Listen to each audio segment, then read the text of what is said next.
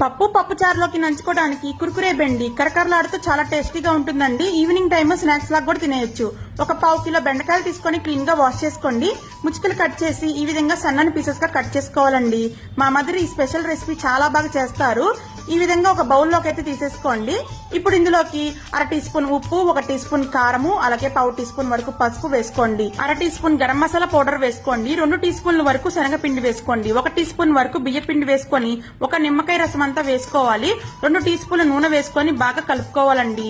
ఇప్పుడు ఇందులోకి మనం వాటర్ ఎక్కువగా యాడ్ చేయకుండా లైట్ గా ఈ విధంగా చిలకరించుకొని బాగా మిక్స్ చేసుకొని టైట్ గా సైడ్ కి అయితే ఉంచేసుకోవాలి. స్టవ్ వెలిగించి కడాయి పెట్టుకొని డీప్ ఫ్రై సరిపడా ఆయిల్ వేసేసుకోండి. ఆయిల్ బాగా కాగిన తర్వాత మీడియం ఫ్లేమ్ లోకి షిఫ్ట్ చేసేసి బెండకాయ పకోడీ మాదిరిగా వేసేసుకొని గోల్డెన్ బ్రౌన్ కలర్ వచ్చాక టిష్యూ పేపర్ లోకి అయితే తీసేసుకోండి. చాలా క్రిస్పీగా ఉండే ఈ కుర్కురే బెండిని మనము పప్పులోకి, పప్పు చారులోకి, సాంబార్ లోకి నంచుకొని తినొచ్చు. ఈవినింగ్ టైమ్ స్నాక్స్ లాగా కూడా తినేయచ్చండి.